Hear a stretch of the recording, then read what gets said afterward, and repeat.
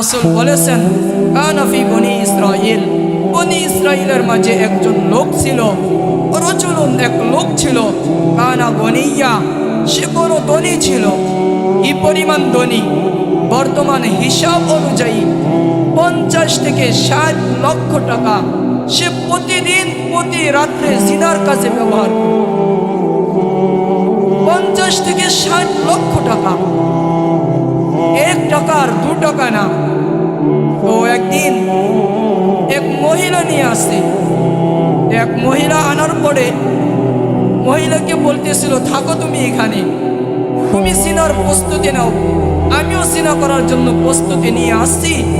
তো মহিলাকে ঘরের ভিতরে রাখা দূর থেকে আসছে প্রস্তুতি নিয়ে জিনা করার জন্য। যে আসছে আয়েশা বলতেছে, আয়েশাই দেখে মহিলার শরীর থর থর করে কাঁপতেছিল, অজুর দ্বারাই কাঁপতেছিল, চোখ বেয়ে পানি পড়তেছিল। তো জিজ্ঞেস করতেছে, কাঁদিস তো, কাঁদিস কেন? এমনি তো আনি নাই, টাকা দিয়ে তো আনছি। হাদিসের ভিতরে আসছে ইসমুহু কিফিল, তার নাম ছিল কিফিল। মহিলাটা বলতেছে, ও কিফিল, আমাকে তুমি অন্য অন্য মেয়েদের মতো মনে করো না, আমি অন্য অন্য বাজারি মেয়েদের মতো না, আমার পেশা জিনা করা নাই, ইল্লাল হাজা, আজ টাকার জরুরতে, প্রয়োজনের কারণেই আমি তোমার কাছে আসছি। প্রয়োজন যদি না পড়তো, জরুরত যদি না পড়তো, কখনো তোমার কাছে আসতাম না। জিজ্ঞেস করছে, তা বুঝলাম, এভাবে অজুর দ্বারায় কাঁদতেছে কেন, শরীর এভাবে কাঁপতেছে কেন?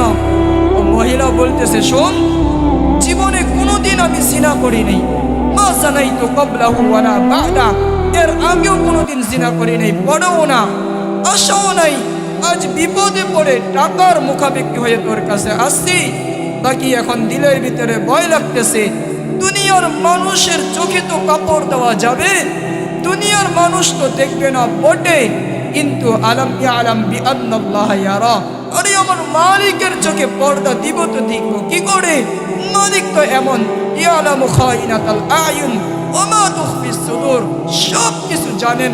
সুপার সিসি ক্যামেরায় দিলের ভিতরে আল্লাহ ফিট করে দিয়েছেন, ওই আল্লাহর চোখে কাপড় কিভাবে দিব? বিদায় কাঁদতেছি, বিদায় ভয় লাগতেছে যে কাল আল্লাহর সামনে কিভাবে চেহারাটা দেখাবো। চেহারা যদি আজ নাপাক করে ফেললাম, কাল কি হবে আমার?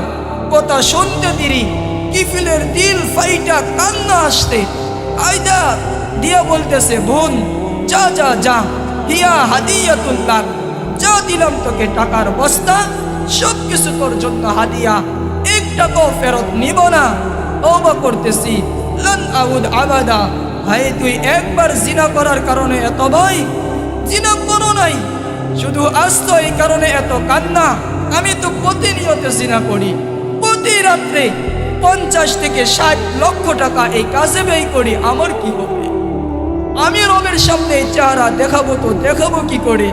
এই কথা বলে সে কাঁদতেছিল আর বলতেছিল, বোন সব নিয়ে যা, আর শোন, লান আউদ আবাদা, আজ থেকে তওবা করলাম, আর জীবনে কোনোদিন জিনা করব না। তুই শুধু এতটুকু কর, তোর চোখের পানি দিয়া রবকে বলে দে না, আল্লাহ যাতে আমাকে মাফ করে দেয়। তো হাদিসে আসছে ওই রাত্রেই কিফিল মারা গেছে। যখন মারা গেছে, সকালবেলা তার জর্দার ভিতরে লেখা উঠছে, গফারাল্লাহু লিল কিফিল, আল্লাহ কিফিলের तमाम জিন্দেগীর গুনাহ মাফ করেছেন, সব মাফ করে দিয়েছেন। তো হেদায়েতের জন্য বড় কথার দরকার হয় না, দীর্ঘ অনেক বড় বয়ানের দরকার হয় না। আল্লাহ যদি চায়, যদি মনোযোগের সাথে হয়, ধ্যান আর খেয়ালের সাথে হয়, তো এক কথাই হেদায়েত আসতে পারে। এই কারণে যা কিছু বলবো ধ্যান আর খেয়ালের সাথে শুনবো।